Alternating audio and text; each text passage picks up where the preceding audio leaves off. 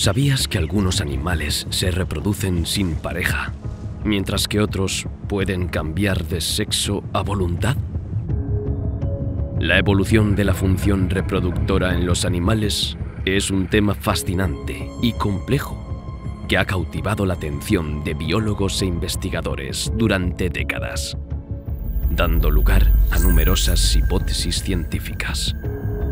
Esta función vital, que está en el centro de la supervivencia de las especies, ha sufrido innumerables transformaciones a lo largo de los milenios, dando forma a la increíble diversidad que observamos en el reino animal. Querido viajero, muy buenas. Hoy nos remontamos a los orígenes de la función reproductora en los primeros antepasados de los animales. Explorando datos paleontológicos y genéticos, podemos rastrear las raíces de la reproducción sexual, que surgió hace cientos de millones de años. Esta historia evolutiva, marcada por hitos como la aparición de gónadas y caracteres sexuales secundarios, nos permite comprender mejor cómo ha evolucionado la función reproductora a lo largo de las eras geológicas, gracias a factores evolutivos, como la selección natural, la deriva genética y la selección sexual. Los mecanismos de selección natural y sexual han desempeñado un papel esencial en la conformación del comportamiento reproductivo y la morfología. Al examinar cómo estas fuerzas han afectado a los rasgos reproductivos, podemos entender mejor por qué algunas especies han evolucionado hacia modos de reproducción asexuales, mientras que otras han optado por sistemas reproductivos complejos. Nos adentraremos en la historia evolutiva, analizaremos la variación de las estrategias reproductivas y desvelaremos los mecanismos que han dado forma a esta extraordinaria diversidad. Pero antes de emprender tu próxima aventura, no olvides darle a me gusta al vídeo y suscribirte al canal para no perderte nada. Gracias y buen viaje.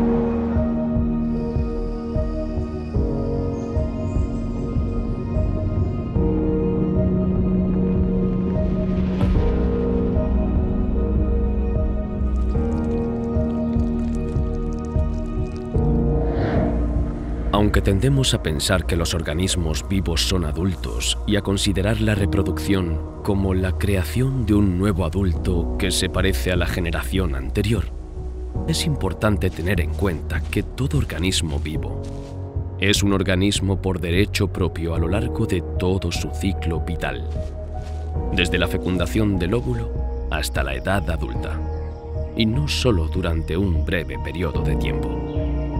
La reproducción no es solo una etapa de la historia vital de un organismo, sino toda su historia. Es esencial señalar que solo el ADN de una célula es capaz de replicarse, e incluso este proceso de replicación depende de la acción de enzimas específicas, que a su vez derivan del ADN. Por consiguiente, la reproducción de todas las formas de vida debe considerarse en el contexto del tiempo. Lo que se replica son series de copias que, como las imágenes individuales de una película, evolucionan de forma precisa y ordenada a lo largo del tiempo. Algunos ejemplos ponen de manifiesto la gran diversidad de ciclos vitales de los organismos vivos. También muestran que varias fases del ciclo vital pueden cambiar y que estos cambios no se limitan a las etapas adultas. Una de estas variaciones se refiere al tamaño mínimo, es decir, a las diferencias de tamaño entre los gametos y los individuos asexuales. Los invertebrados tienen ciclos vitales muy variados, sobre todo los que sufren metamorfosis, un cambio físico radical. Las mariposas, por ejemplo, pasan por 3 etapas distintas: oruga, crisálida y adulto.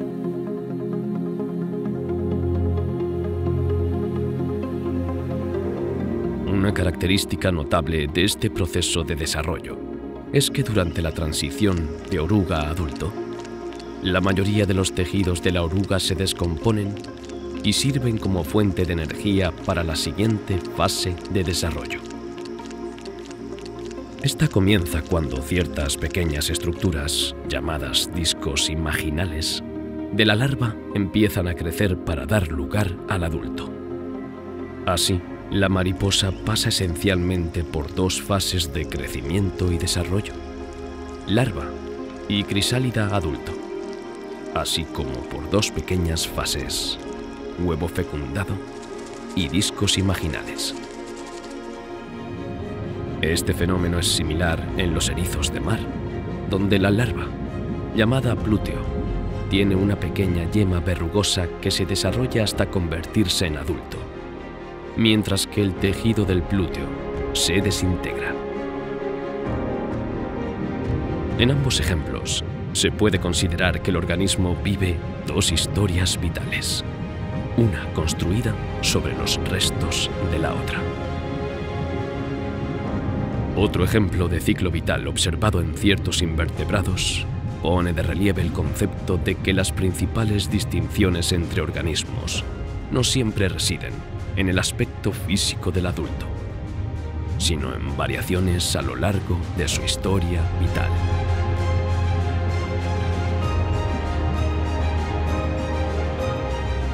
Tomemos como ejemplo el celenterado Obelia, una especie de cnidario. A partir de un huevo, se desarrolla una estructura colonial llamada hidroide, formada por una serie de organismos ramificados, similares a hidras, conocidos como pólipos. Algunos de estos pólipos se especializan para convertirse en pólipos reproductores y abandonan la colonia como medusas que nadan libremente, llevando consigo huevos y esperma. Como en el caso de las orugas y los erizos de mar, el ciclo vital de las medusas Obelia comprende dos fases muy diferenciadas: los pólipos sedentarios y ramificados y las medusas móviles. En los celenterados emparentados, la forma de medusa ha desaparecido por completo, quedando únicamente la fase de pólipo para asegurar la reproducción directa, mediante el transporte de óvulos y esperma. En otros grupos de celenterados, la fase de pólipo se ha eliminado y las medusas producen otras medusas directamente, sin pasar por una fase sedentaria. También existen formas intermedias entre estos extremos.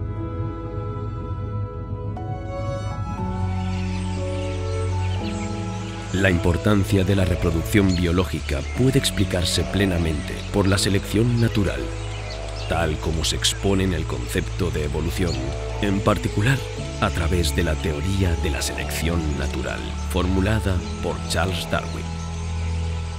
Darwin se dio cuenta de que, para que se produjera la evolución, era esencial que los organismos vivos pudieran reproducirse, pero también que las copias resultantes no fueran todas idénticas, es decir, que presentaran variación. En este contexto, las variantes más adaptadas aportarían una contribución más significativa a las generaciones futuras en términos de número de descendientes. Para que esta selección continuara a través de las generaciones sucesivas, Darwin también comprendió que estas variaciones debían transmitirse de generación en generación, aunque en aquel momento aún no había dilucidado el mecanismo exacto de la herencia. Además, el grado de variación reviste especial importancia. De acuerdo con lo que se conoce como el principio de compromiso, influido a su vez por la selección natural, es necesario mantener un equilibrio en la cantidad de variación. Muy poca no produce ningún cambio, mientras que demasiada oscurece las ventajas de una combinación específica de rasgos heredados. de los distintos mecanismos de control de la variación, todos los cuales implican un delicado equilibrio entre distintas fuerzas, el más eficaz es la reproducción sexual, presente en la mayoría de plantas y animales. En el curso de la evolución, donde la reproducción y la variación son dos características fundamentales, no solo necesarias para la selección natural, sino también sujetas a ella, la reproducción sexual ha demostrado ser perfectamente adecuada para generar una cantidad apropiada de variación. Además, permite la rápida integración de nuevas combinaciones de rasgos dentro de una población. Un examen de la evolución de los organismos desde sus inicios como unicelulares en la antigüedad revela una tendencia hacia la pluricelularidad y el aumento de tamaño en plantas y animales. Una vez que la reproducción celular evolucionó hacia el crecimiento pluricelular, los organismos pluricelulares desarrollaron un modo de reproducción que podía describirse más exactamente como reproducción a lo largo del ciclo vital. El aumento de tamaño ha dado lugar a numerosos requisitos mecánicos, lo que ha hecho necesaria una selección en favor de una eficiencia intensa. El resultado ha sido un notable aumento de la complejidad de los organismos.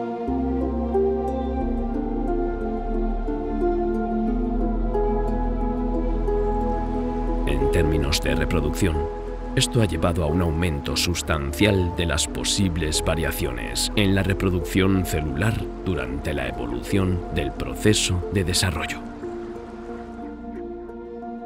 El aumento de tamaño también implica un ciclo vital prolongado, con una gran diversidad de modelos en las distintas fases de este ciclo. Cada fase del ciclo vital es adaptativa, con características seleccionadas de forma natural que permiten al organismo sobrevivir.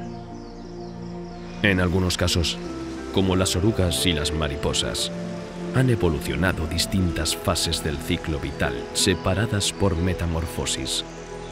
Y la duración de estas fases puede modificarse por selección natural, como se observa en distintas especies de celenterados.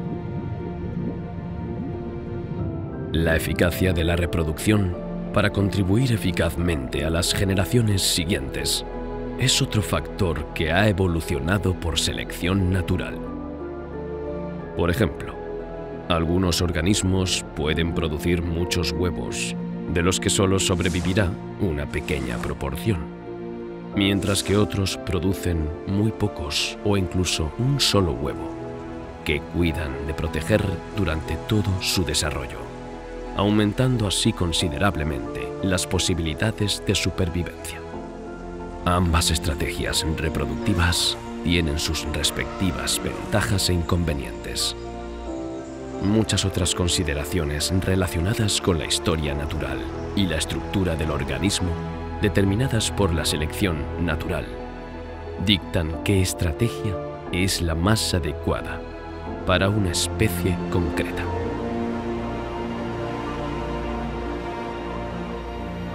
Es esencial que cada especie encuentre un equilibrio, produciendo suficiente descendencia para sobrevivir, siempre que la superpoblación y las enfermedades no se conviertan en un problema. El número de individuos de ciertas poblaciones fluctúa cíclicamente, pero en general se mantiene dentro de unos límites superior e inferior. Cómo regula la selección natural el número de individuos es una cuestión de gran interés, en la que intervienen diversos factores que influyen en la tasa de reproducción.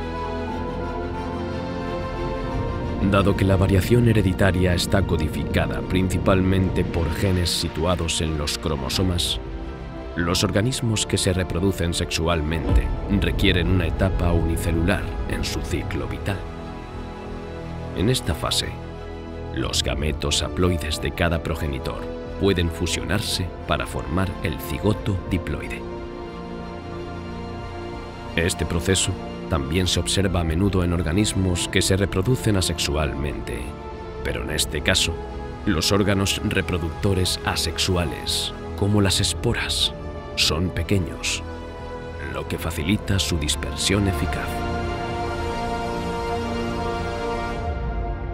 La diversidad de la variación se regula de varias formas, todas ellas relacionadas con un complejo conjunto de factores equilibrados.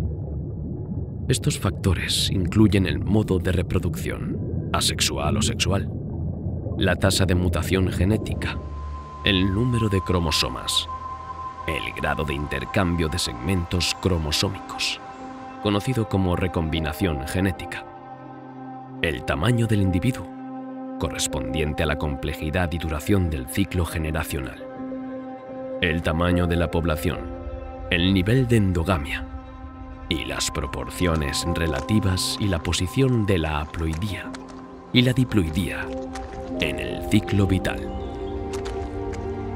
Por tanto, es evidente que el modo de reproducción influye en el grado de variación y viceversa.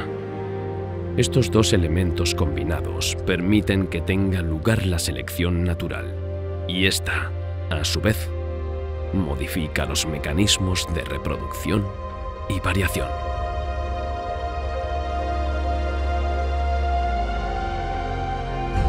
Los distintos tipos de reproducción asexual permiten a los organismos reproducirse rápida y eficazmente, sin necesidad de una pareja para la fecundación. Sin embargo, esto también limita la diversidad genética de la descendencia, lo que puede suponer una desventaja en términos de adaptación a los cambios ambientales.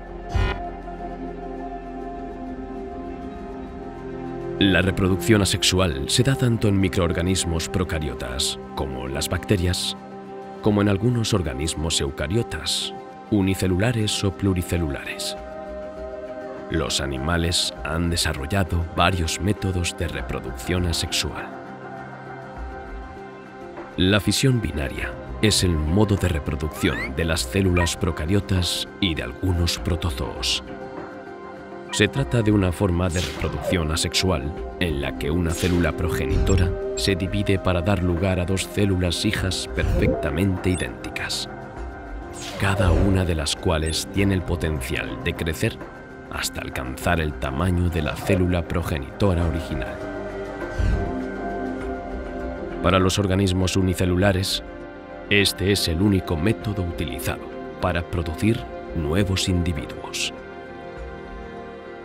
Muchos organismos utilizan este método primitivo para reproducirse. Un ejemplo notable son las bacterias. La fisión bacteriana implica la replicación, segregación y división celular de los cromosomas. Los protozoos, otro grupo de organismos, también utilizan la fisión binaria para reproducirse. En el caso de los protozoos, el proceso comparte pasos básicos similares con el de las bacterias. Sin embargo, los protozoos difieren de los procariotas en la necesidad de duplicar y dividir sus mitocondrias. También presentan variaciones en la forma en que se dividen sus células.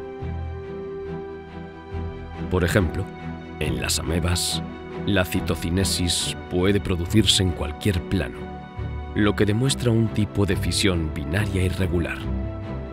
Sin embargo, en el caso de la fisión longitudinal, el ejemplo de Euglena, un género común de algas verdes flageladas, es ilustrativo.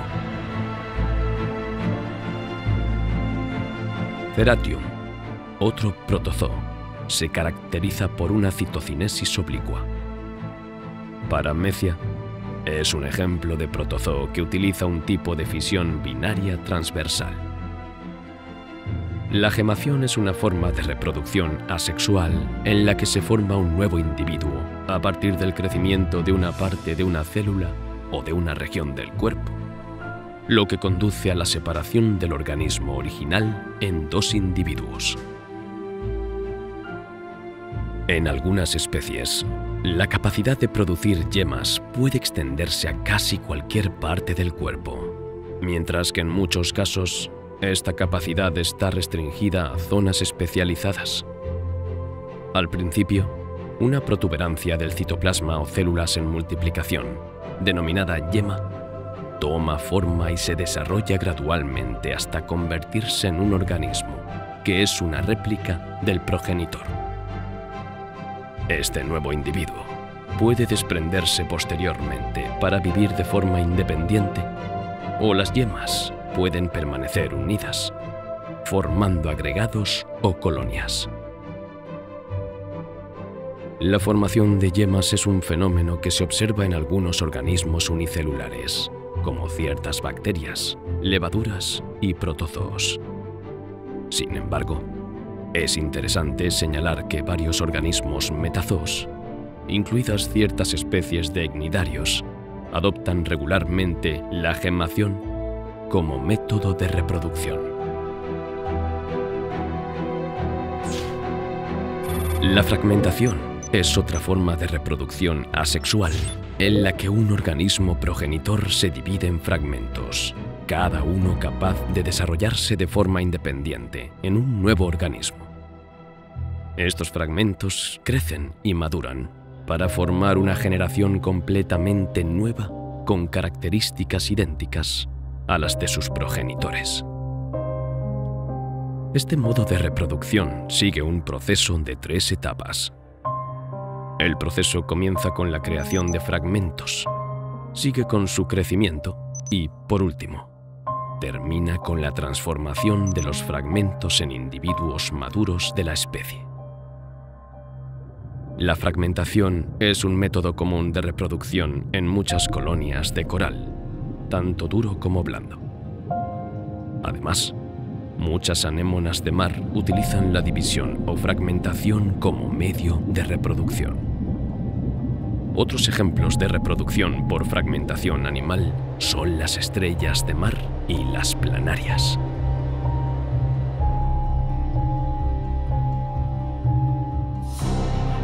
La partenogénesis suele implicar el desarrollo de un nuevo individuo a partir de un gameto no fecundado, lo que la convierte en una forma unisexual de reproducción. Se ha observado en casi todos los grandes grupos de invertebrados, incluidos los hemicordados, y con la excepción de los protocordados, y con frecuencia se produce en alternancia con la reproducción bisexual, que implica la unión de gametos. En algunas especies en las que los machos están completamente ausentes, la reproducción parece producirse exclusivamente por partenogénesis. Las especies que pasan de la reproducción partenogénica a la bisexual alternan entre estos dos modos de reproducción, a menudo denominadas especies heterogéneas. Suelen hacerlo en respuesta a variaciones en la densidad de población, la disponibilidad de alimentos u otras condiciones ambientales. Entre los ejemplos más famosos de partenogénesis se encuentran los rotíferos. En algunos géneros de rotíferos, los machos están completamente ausentes, mientras que en otros aparecen brevemente y a menudo de forma estacional en la población. Las hembras predominan, o incluso son el único sexo presente en la población durante la mayor parte del año. Como durante la maduración de los huevos no se produce ninguna división por meiosis, estos huevos son diploides, es decir, contienen el número completo de cromosomas. Dan lugar a nuevos individuos diploides sin requerir ninguna contribución cromosómica de un gameto masculino, es decir, partenogénesis diploide. Incluso en presencia de machos, los espermatozoides no pueden fecundar los óvulos porque estos ya son diploides. En caso de estrés ambiental, como los cambios estacionales, algunas hembras producen óvulos que sufren una división reductora, dando lugar a óvulos con un número haploide de cromosomas. Para dar lugar a nuevas hembras, Estos huevos deben ser fecundados por un gameto masculino. Una vez que el nuevo individuo es maduro, es probable que se reproduzca partenogenéticamente. Sin embargo, en ausencia de machos en la población, los óvulos haploides pueden convertirse en machos haploides, que entonces participan en la reproducción bisexual, partenogénesis haploide. Los huevos producidos por reproducción bisexual suelen denominarse huevos de invierno debido a su gruesa cáscara, que protege al embrión en condiciones ambientales desfavorables. Los huevos de verano, producidos por partenogénesis, tienen una cáscara más fina. Por ello, la reproducción bisexual solo se produce ocasionalmente para garantizar la supervivencia de la especie.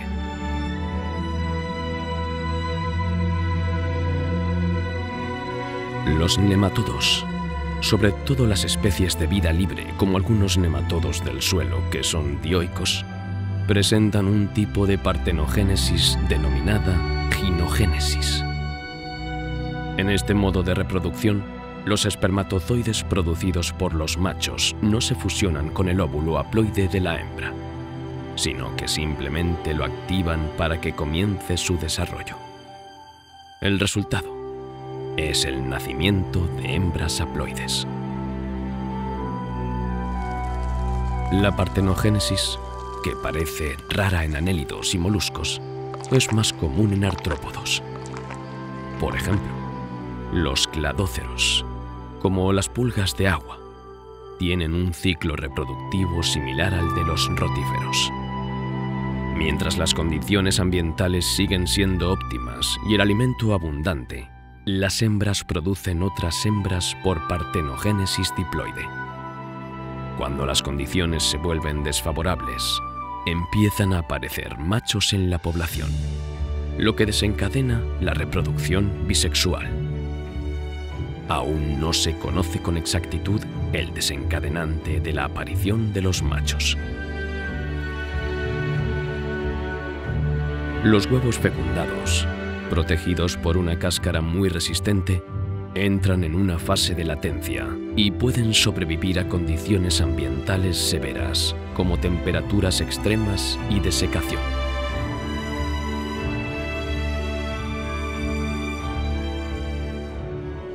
La mejora de las condiciones ambientales propicia la aparición de nuevas hembras que se reproducen por partenogénesis. La capacidad de formar una fase de reposo regula la densidad de población.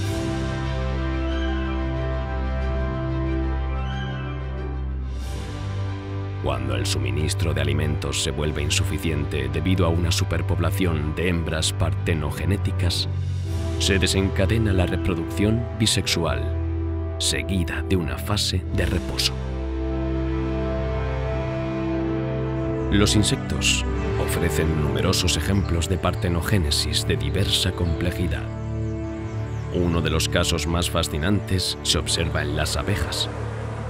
Los huevos no fecundados se transforman en machos, llamados zánganos, mientras que los fecundados dan lugar a obreras, mantenidas en estado de no reproducción por las secreciones de la abeja reina, la hembra reproductora. Los ciclos vitales que implican transiciones entre la partenogénesis y la reproducción bisexual también se observan en muchas especies de homópteros y dípteros, como las moscas.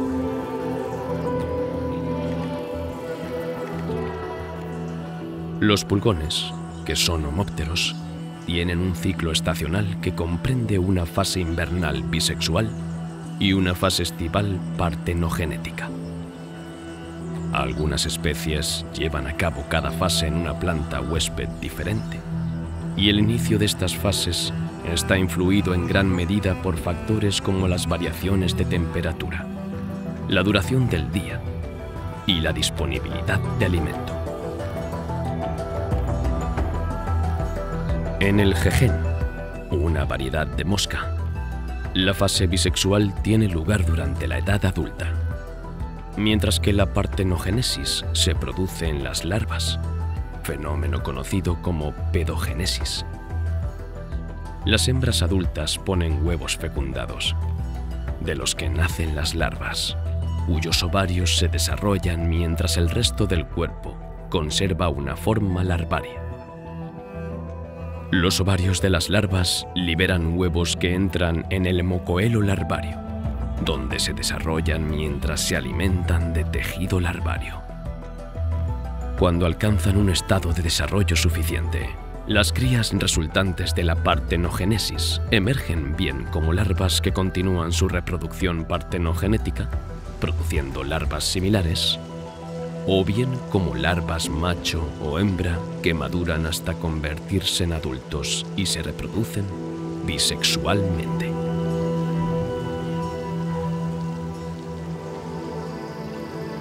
La reproducción sexual es un modo de reproducción en el que dos organismos, normalmente de distinto sexo, contribuyen genéticamente a la formación de la descendencia.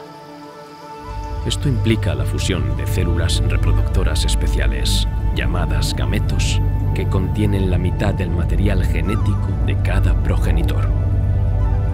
Los gametos masculinos y femeninos, como los espermatozoides en los machos y los óvulos en las hembras, se combinan para formar un nuevo individuo.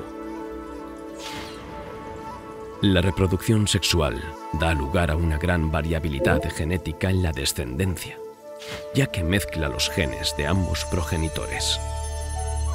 Esta variabilidad es esencial para la adaptación de las especies a los cambios ambientales, ya que aumenta las posibilidades de supervivencia en la descendencia al introducir nuevas combinaciones genéticas. Por tanto, ofrece ventajas en términos de evolución y diversidad genética, pero en general requiere una mayor inversión de tiempo y energía que la reproducción asexual, debido a la formación de gametos, la búsqueda de pareja y la fecundación.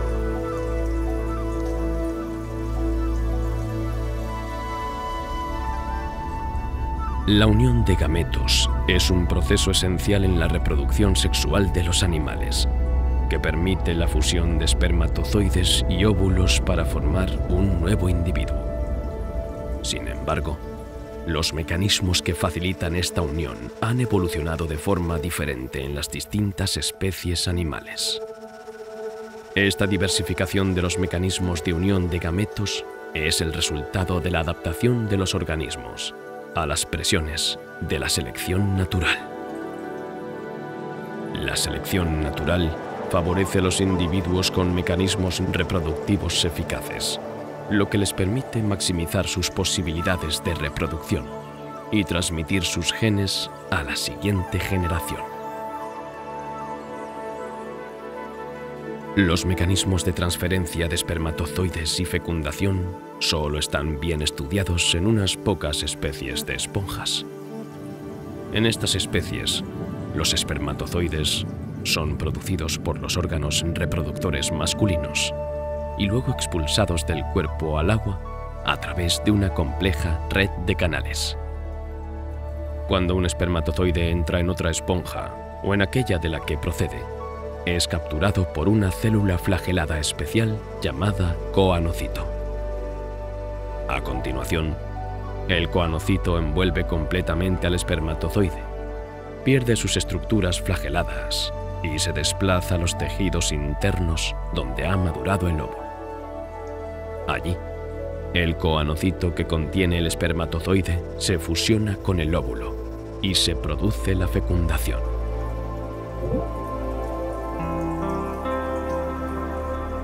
En los celenterados de agua dulce, los espermatozoides también se liberan en el agua y son transportados por las corrientes hasta otros individuos.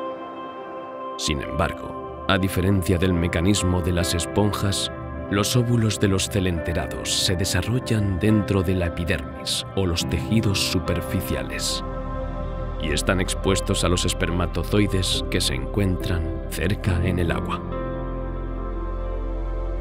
Muchas especies de celenterados marinos liberan tanto los espermatozoides como los huevos en el agua, donde tiene lugar la fecundación. Sin embargo, algunas medusas ofrecen cierta protección a los huevos. Tras ser expulsados de los órganos reproductores, los huevos se alojan temporalmente en la epidermis bajo el organismo, donde tienen lugar la fecundación y las primeras fases de desarrollo.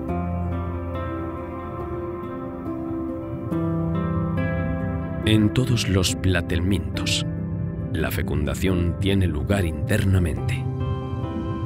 En las especies que no tienen conducto femenino, los espermatozoides se inyectan y la fecundación tiene lugar en el interior de los tejidos. Sin embargo, la mayoría de los platelmintos tienen un sofisticado sistema de conductos masculinos y femeninos. En general, el conducto masculino pasa por un órgano parecido al pene y los espermatozoides se transfieren durante la cópula. En el caso de las especies parásitas, que a menudo tienen dificultades para encontrar pareja, se utiliza la autofecundación como método de reproducción, también conocido como hermafroditismo. Los espermatozoides y los óvulos se fusionan en el oviducto, que segrega una sustancia amarilla alrededor del cigoto. Los nematodos macho suelen tener un par de estructuras copulatorias llamadas espículas, que guían a los espermatozoides durante la cópula. Algunos nematodos macho también tienen una expansión lateral en el extremo posterior, llamada bursa copulatoria, que rodea a la hembra durante la cópula. Otros machos envuelven con su cola a la hembra en su abertura genital durante la cópula. A diferencia de muchos otros asquelmintos, los nematodos tienen espermatozoides ameboides, lo que significa que el contenido de sus células parece estar en constante movimiento. En algunas especies de anélidos, la reproducción de los poliquetos, gusanos marinos, está sincronizada con las fases de la luna. Durante el periodo reproductivo, el cuerpo de ambos sexos sufre una diferenciación en dos partes distintas, una anterior y otra posterior llamada epitaxis, que alberga los órganos reproductores. Cuando la luna alcanza una fase determinada, el epitaxis se separa del resto del cuerpo y nada hasta la superficie del agua. Al parecer, las epitocas hembras incitan a las epitocas machos a liberar sus espermatozoides, lo que desencadena la expulsión de los óvulos. La fecundación tiene lugar fuera del cuerpo de los individuos, y este fenómeno está tan bien orquestado que numerosos epitoquios emergen en la superficie del agua casi simultáneamente. Cuando alcanzan la madurez sexual, los oligoquetos desarrollan un órgano especial llamado clitelo, que se caracteriza por un engrosamiento glandular en forma de silla de montar, situado cerca de los orificios genitales. Durante el apareamiento, el clitelo segrega un moco cuya función es mantener unidos a los gusanos durante el intercambio de espermatozoides. Tras el apareamiento, el clitelo sigue desempeñando un papel importante. Segrega una sustancia que forma un capullo alrededor del gusano, en el que se depositan los óvulos y los espermatozoides. A continuación, el gusano manipula este capullo hasta que se desliza sobre su cabeza. Los extremos del capullo se sellan, lo que permite la fecundación y el desarrollo en su interior.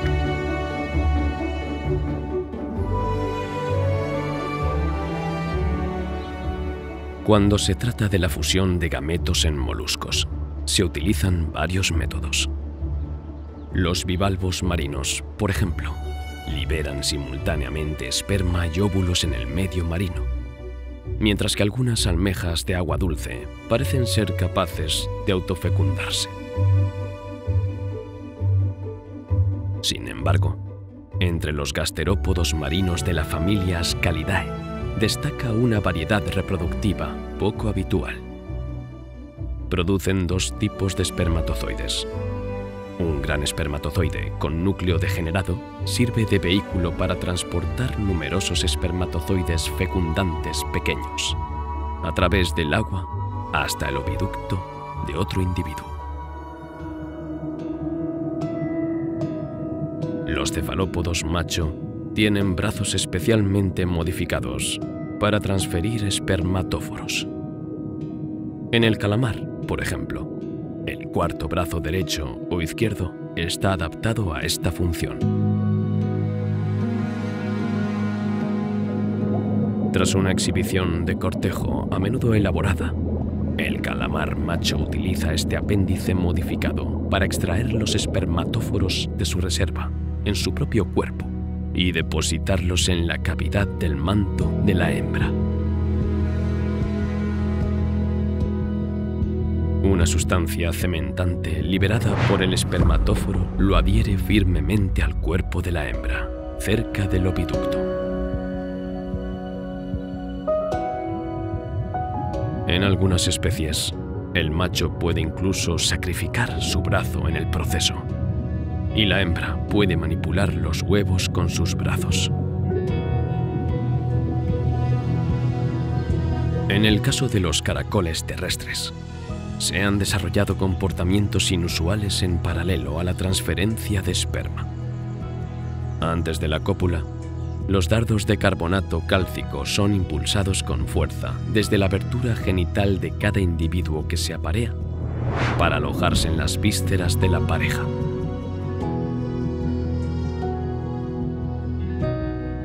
Aunque los caracoles adoptan una posición de apareamiento, la transferencia de esperma solo puede producirse cuando cada caracol ha sido estimulado por el impacto del dardo.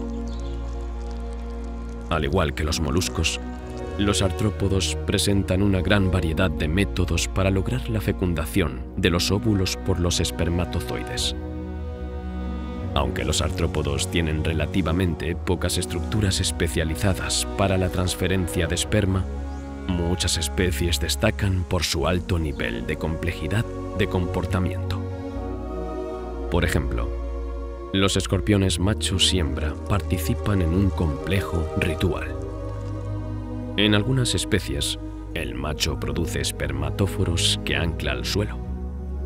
Durante la danza ritual, la hembra se coloca sobre el espermatóforo. A continuación, el macho ejerce presión sobre la hembra hasta que el paquete de esperma es forzado a entrar en su cámara genital, donde se adhiere con pequeños ganchos. La fecundación se produce así en el interior del cuerpo de la hembra. En el caso de algunas arañas, los machos utilizan su pedipalpo, un apéndice utilizado para agarrar o aplastar, que contiene un bulbo y una estructura extensible y enrollada llamada émbolo.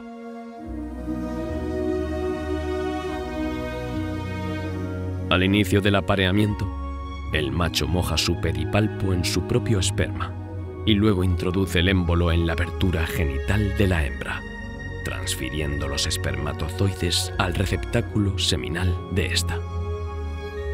La hembra deposita el esperma recogido con sus huevos en un capullo de seda que adhiere a su propio cuerpo o a un objeto como una piedra u hoja. En otros artrópodos, como los copépodos, los isópodos y muchos decápodos, la transferencia de esperma suele tener lugar después del cortejo, utilizando apéndices modificados, gonópodos o espermatóforos.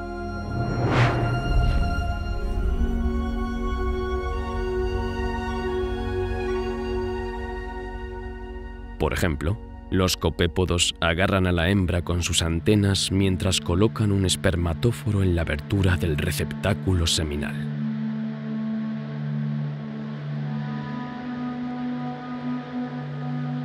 En algunos decápodos, la fecundación se produce cuando los huevos se liberan en el agua.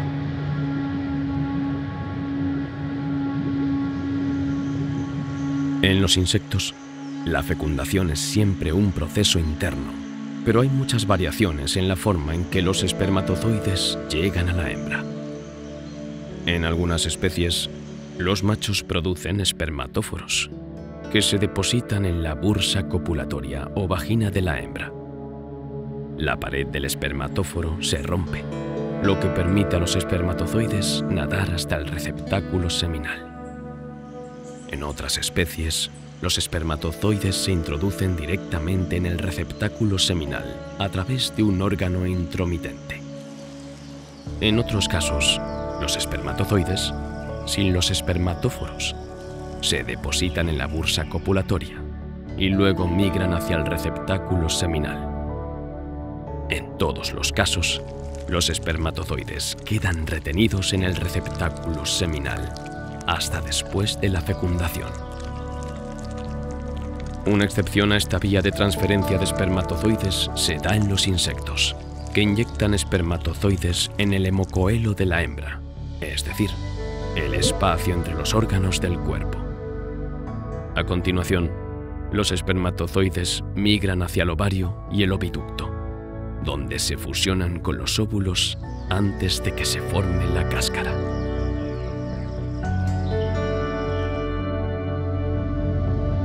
Los invertebrados han desarrollado diversas estrategias para proteger sus huevos fecundados y sus embriones en desarrollo, así como para garantizar el suministro de nutrientes a los individuos jóvenes.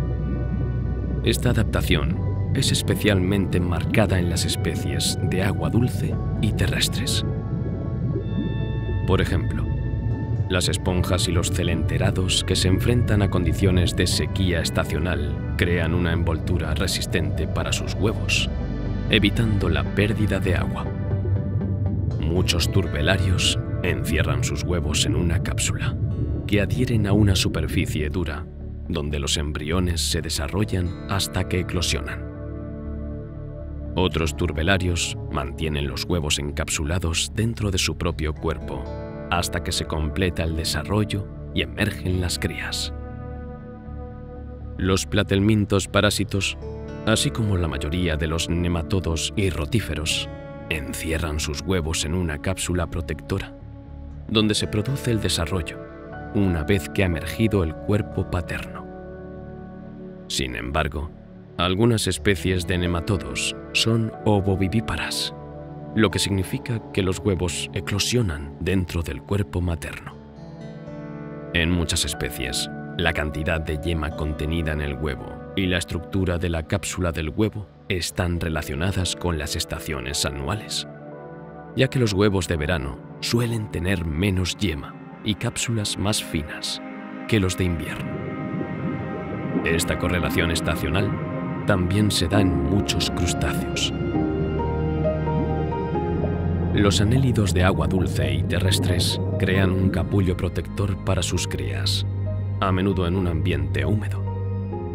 Sin embargo, algunas sanguijuelas no forman capullo, sino que adhieren los huevos, envueltos en una membrana protectora, a la parte inferior del progenitor. Durante el desarrollo, el adulto ondula su cuerpo para permitir que las corrientes de agua fluyan sobre las crías, lo que puede servir para airearlas. Los moluscos de agua dulce tienen la opción de rodear sus huevos con una envoltura protectora o incubarlos directamente. Los bivalvos liberan sus huevos maduros en sus cámaras branquiales, donde son fecundados y se completa el desarrollo embrionario, lo que les proporciona protección.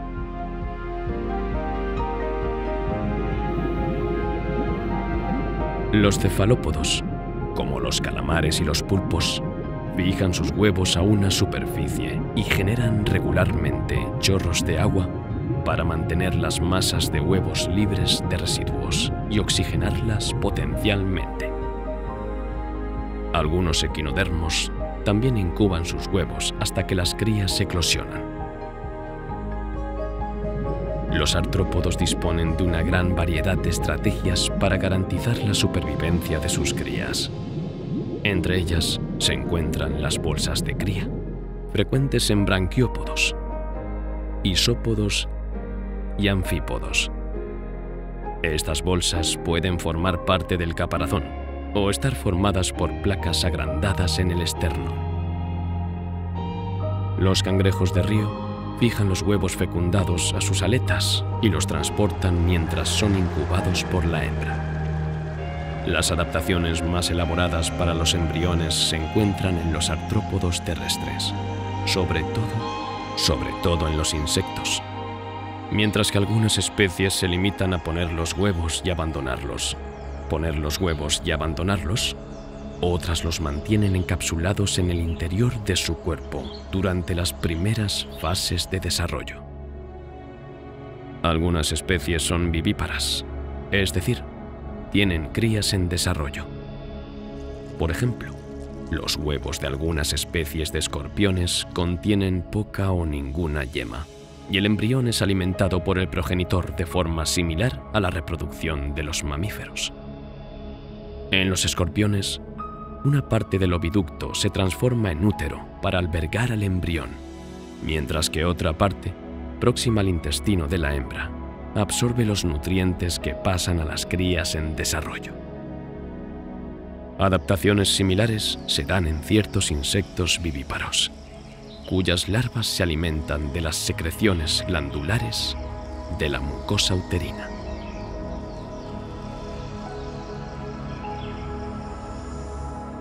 Los órganos reproductores de los vertebrados incluyen las gónadas y los conductos y glándulas asociados.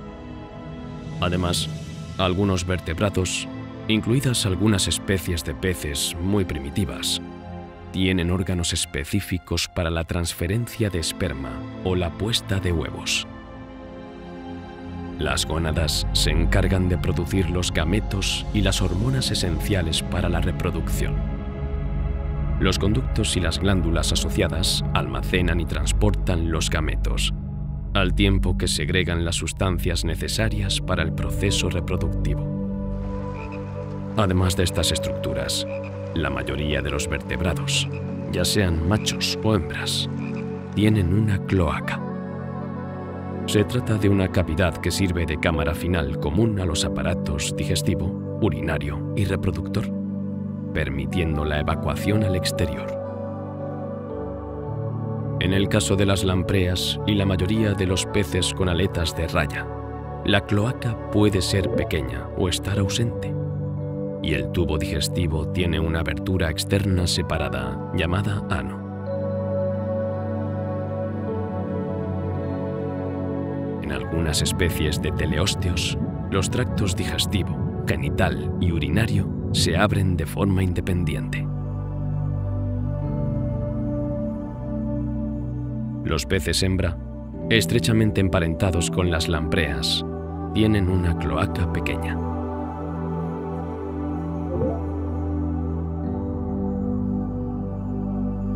En muchos vertebrados no mamíferos, como los reptiles y las aves, la parte superior de la cloaca está dividida por pliegues en una cámara urogenital y una cámara de alimentación, ambas abiertas en una cámara terminal común. En los monotremas, como el ornitorrinco y el equidna, la cloaca embrionaria está completamente dividida en un seno urogenital, responsable del transporte de la orina y los productos gonadales, y un tracto alimentario, ambos abiertos de forma independiente. Las gónadas se forman a partir de engrosamientos longitudinales del epitelio celómico y del mesénquima subyacente.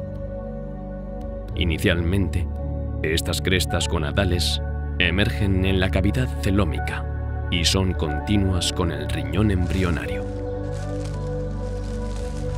El epitelio germinal que recubre estas crestas gonadales da lugar a los cordones sexuales primarios, que penetran en el tejido mesenquimático subyacente.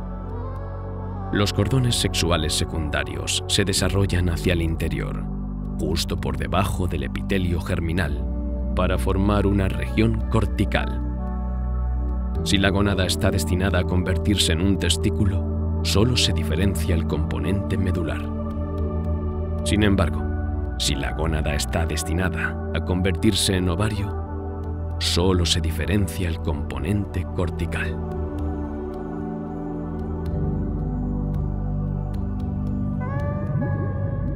El tamaño de los órganos reproductores adultos varía en función del desarrollo de determinadas partes del aparato reproductor. En algunos grupos de animales, como las lampreas, las mixinas, los tiburones, las rayas y los peces óseos, la diferenciación de las partes reproductoras es extensa, lo que da lugar a órganos reproductores que se extienden por gran parte del cuerpo. En cambio, en los anfibios, reptiles, aves y mamíferos, la parte anterior de los órganos reproductores, al final del cuerpo, no suele desarrollarse, excepto en los sapos, en los que solo la parte posterior experimenta este proceso de diferenciación.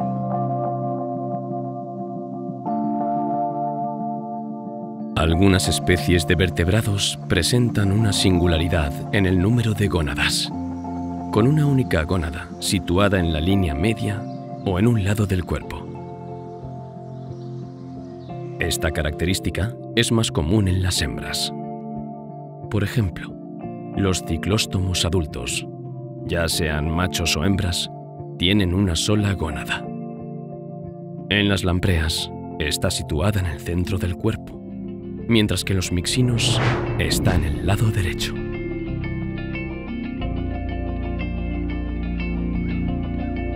En las aves, la mayoría de las hembras suelen tener una sola gónada.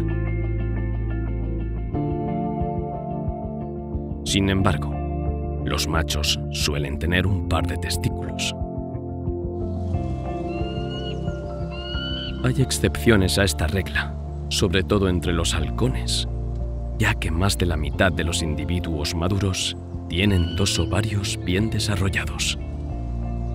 Cabe señalar que, en todas las especies de aves, un pequeño porcentaje de hembras tienen probablemente dos ovarios, habiéndose señalado la presencia de esta característica en búhos, loros, gorriones y palomas. Por ejemplo, se estima que entre el 5 y el 25% de las palomas tienen dos ovarios. Algunas especies de teleósteos y elasmobranquios vivíparos también tienen una sola gónada. En los amniotas, es decir, reptiles, aves y mamíferos, la presencia de gónadas no apareadas es inusual. Sin embargo, algunos lagartos tienen un solo testículo y algunas hembras de cocodrilo, un solo ovario. Entre los mamíferos, el ornitorrinco suele tener un solo ovario a la izquierda, mientras que algunas especies de murciélagos solo tienen el ovario derecho. Hay dos posibles explicaciones para la presencia de gónadas no apareadas. Por un lado, las crestas gonadales embrionarias apareadas pueden fusionarse para dar lugar a una gónada media, como ocurre en las lampreas y las percas. Por otro lado, una sola cresta gonadal puede recibir por migración células germinales primordiales, es decir, espermatozoides u óvulos maduros, con el resultado de que la gónada opuesta no se desarrolla como ocurre en pollos y patos. Se ha observado que los halcones suelen tener el mismo número de células germinales primordiales en ambas crestas gonadales, lo que se traduce en la presencia de dos ovarios.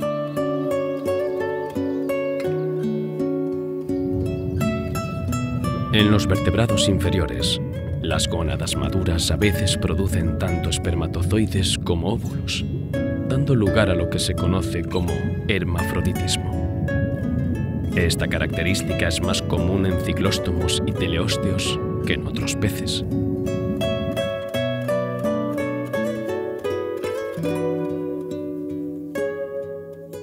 Los teleósteos pueden funcionar como machos al principio de su ciclo reproductivo y transformarse en hembras más adelante.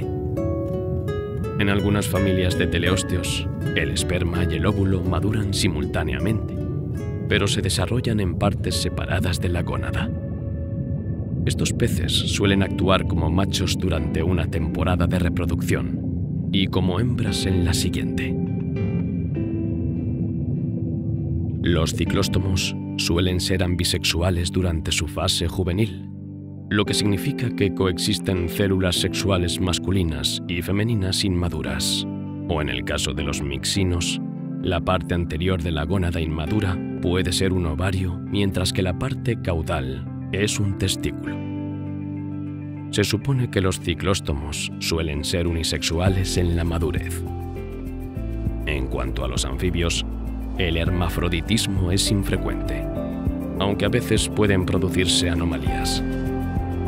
En los vertebrados superiores a los anfibios, el hermafroditismo verdadero parece ser raro o inexistente.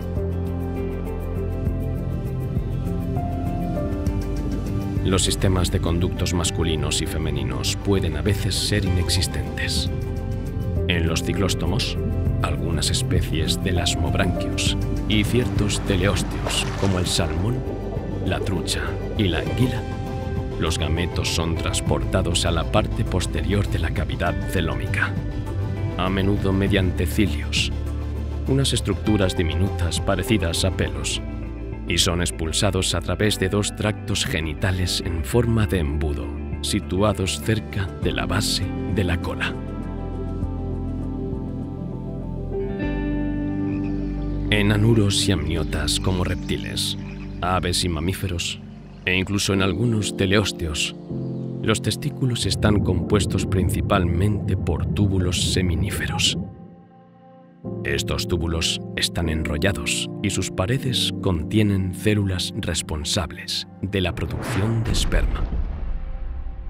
Las paredes de los túbulos de los testículos están formadas por varias capas de un tipo de células denominado epitelio germinal. Estos túbulos contienen las células responsables de la producción de esperma. También hay células de Sertoli, que desempeñan una función nutritiva, ayudando a los espermatozoides en desarrollo.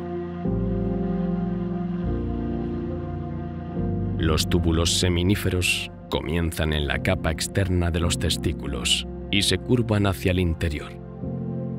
Se unen para formar una red de túbulos colectores denominada red testicular.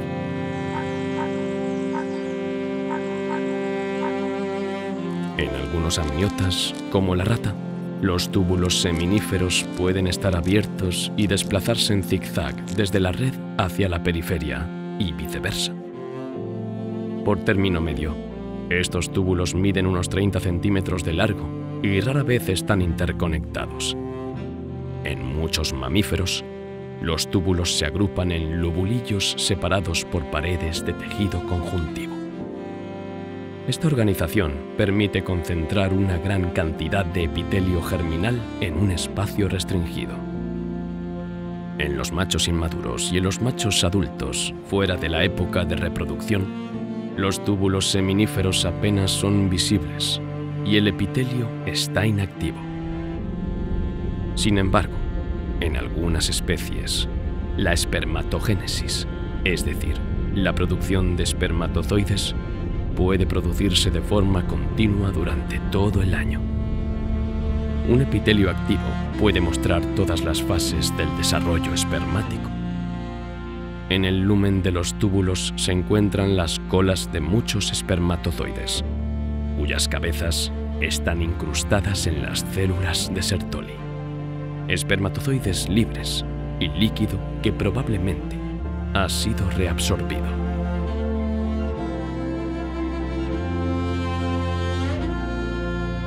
En ciertos grupos de animales, como los ciclóstomos, la mayoría de los peces y los anfibios con cola, la organización de las células reproductoras masculinas es diferente de la de los vertebrados antes mencionados.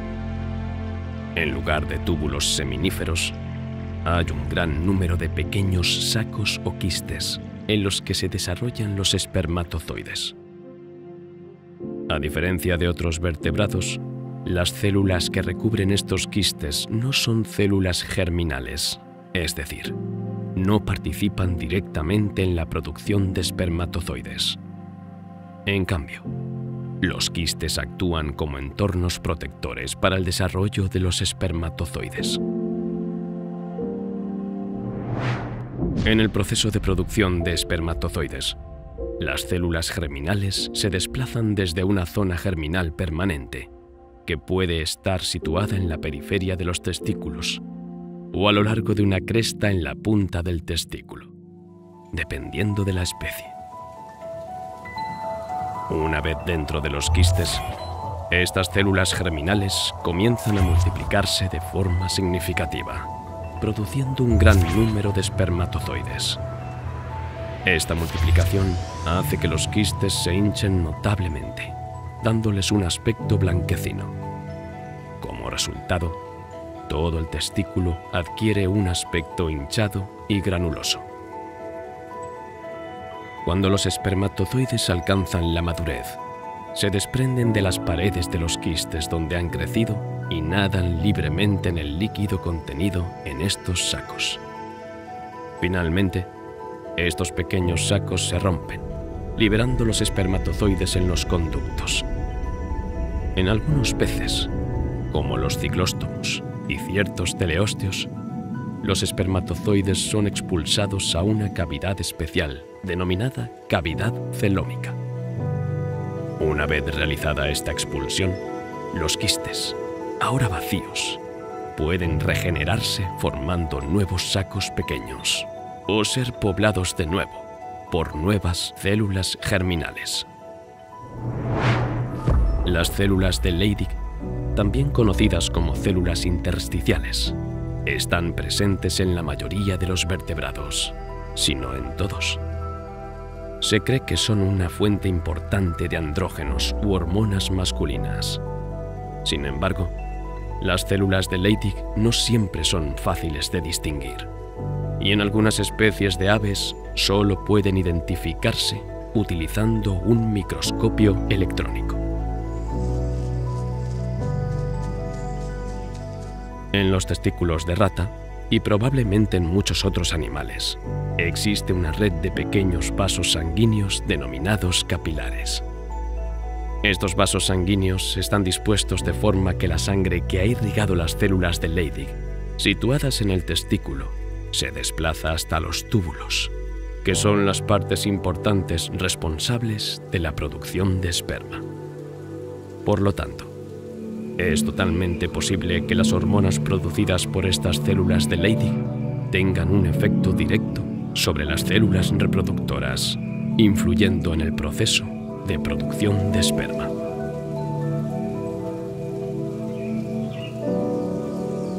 Los testículos de los vertebrados, a excepción de los mamíferos, están situados en el interior del cuerpo.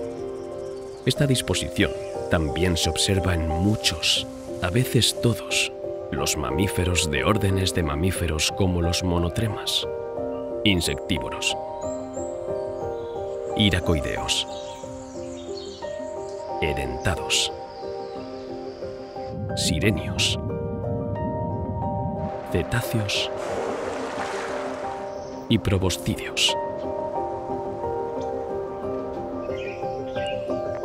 Algunos mamíferos machos, como la mayoría de los marsupiales, son ungulados, y los primates después de la infancia tienen una estructura especial llamada escroto, donde residen permanentemente los testículos.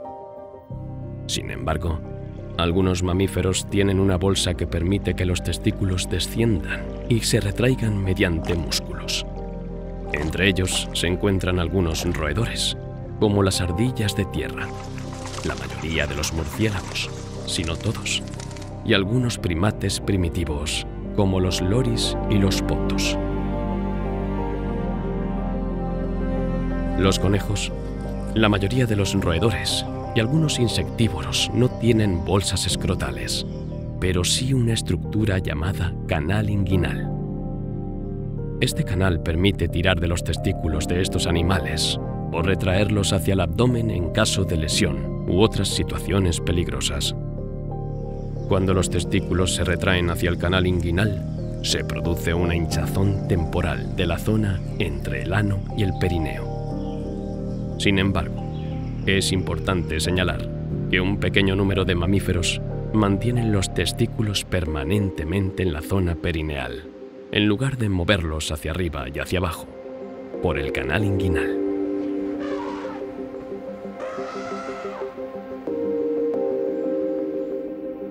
El escroto es una parte esencial del cuerpo para regular la temperatura testicular. Ayuda a enfriar los testículos acercando la sangre caliente que fluye hacia ellos a los vasos sanguíneos, por los que sale la sangre fría de los testículos. Esta regulación de la temperatura es importante porque los espermatozoides se desarrollan de forma óptima a temperaturas ligeramente inferiores a la temperatura corporal normal. Es esencial tener en cuenta que cuando ambos testículos no descienden a las bolsas escrotales, o una afección conocida como criptorquidia, esto puede provocar infertilidad permanente. En otras palabras, el animal afectado no puede producir esperma de forma eficaz.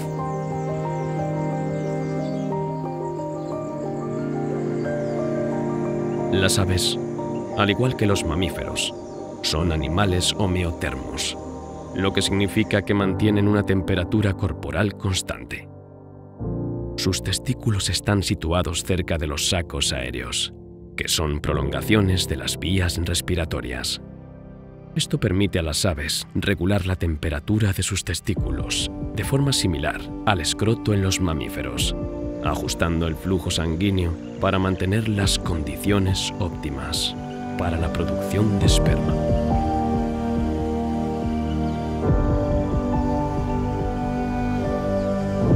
La reproducción en el reino animal ilustra una fascinante y compleja historia de adaptación e innovación ante los cambiantes retos del entorno.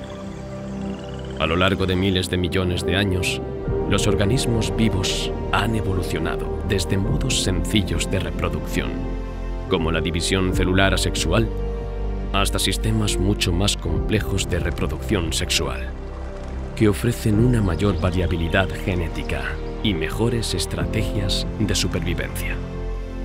Esta diversidad de métodos reproductivos se refleja en la increíble variedad de enfoques para llevar y criar descendencia, desde la puesta de huevos en nidos hasta la gestación interna y los nacimientos vivos.